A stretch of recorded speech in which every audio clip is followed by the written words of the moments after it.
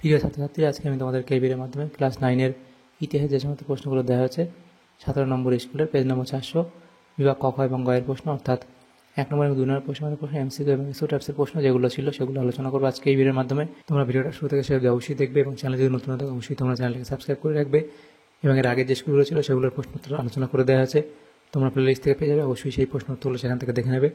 আজকে আমরা 17 নম্বর যে স্কুল সেটা আলোচনা করবো এবং এর পিডিএফ তোমরা টেলিগ্রাম চ্যানেল থেকে পেয়ে যাবে। আমাদের ডিসক্রিপশনে আমাদের টেলিগ্রাম চ্যানেল লিঙ্ক দেওয়া আছে, পরবর্তীতে সেখান থেকে তোমরা পিডিএফ পেয়ে যাবে। ফার্স্ট এমসিকিউতে প্রশ্ন দেওয়া আছে, একের দাগে বলা আছে সঠিক উত্তরটি বেছে নিয়ে লেখো। একের দাগের একের প্রশ্ন বলা আছে, কে প্রাক বিপ্লবকালে ফ্রান্সকে ভ্রান্ত অর্থনীতির জাদুঘর বলে অভিহিত করেছেন? এটা হবে কি অপশান সি, অর্থাৎ অ্যাডাম স্মিথ। এরপরে ফরাসি যাজক কর্তৃক আদায়কৃত একটি কর হলো, সেটা হবে টাইথ, অপশান সি। এরপরে আছে সোনাস লুইয়ের কোন অর্থমন্ত্রী গণ্যমান্যদের পরিষদ গঠন করেছিলেন? তাহলে সেটা হবে কি ক্যালন। এরপরে প্রশ্ন, 1789 খ্রিস্টাব্দের 9 জুলাই জাতীয় সভার নতুন নাম হয়েছিল জাতীয় সংবিধান সভা। এরপরে প্রশ্ন দেওয়া হয়েছে ব্রান্সউইক কে ছিলেন? সেটা হবে অস্ট্রিয়া ও প্রাশিয়ার সেনাপতি। এরপরে প্রশ্ন, নেপোলিয়ন কবে ইম্পিরিয়াল ইউনিভার্সিটি অফ ফ্রান্স প্রতিষ্ঠা করেন? সেটা 1808 খ্রিস্টাব্দে। এরপরে কোন দেশ পোড়ামাটি নীতি নামক রণকৌশল অবলম্বন করে?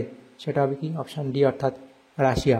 এরপরে প্রশ্ন, ফরাসি সমাজের বাইবেল বলা হয়, এটা হবে সামাজিক চুক্তিকে। এরপরের প্রশ্ন বলা হচ্ছে যে 1814 খ্রিস্টাব্দে নেপোলিয়ন কোন সন্ধির দ্বারা সিংহাসন ত্যাগ করেন? তাহলে এটা তোমাদের কি হবে? এটা হবে ফন্টেনব্লুর সন্ধি। এরপরে কোন যুদ্ধ জাতিসমূহের যুদ্ধ নামে পরিচিত? সেটা হবে অপশানে, অর্থাৎ লিপজিগের যুদ্ধ।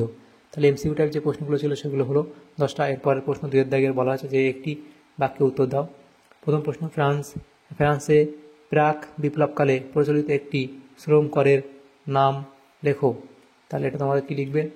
লিখবে কর ভি।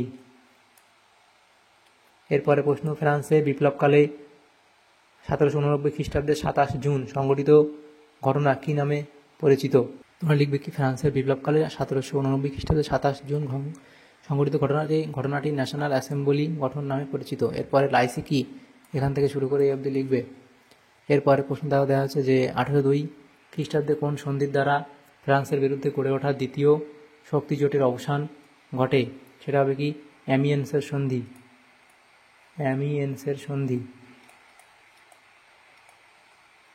তাহলে হলো কি অ্যামিয়েন্সের সন্ধি। এরপরে প্রশ্ন দেওয়া হচ্ছে ফরাসি দার্শনিক মন্তেস্কু তার কোন গ্রন্থে ক্ষমতা স্বতন্ত্রীকরণ নীতির কথা বলেন? তাহলে লিখবে কি দ্য স্পিরিট অফ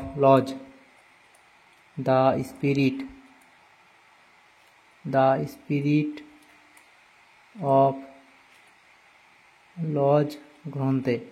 এরপরে দেওয়া হচ্ছে ব্রিটিশ সেনাপতি ডিউক অফ ওয়েলিংটনের কাছে নেপোলিয়নের পরাজয়ের পর তাকে কোন দ্বীপে নির্বাসিত করা হয়েছিল? তাহলে কি সেন্ট হেলেনা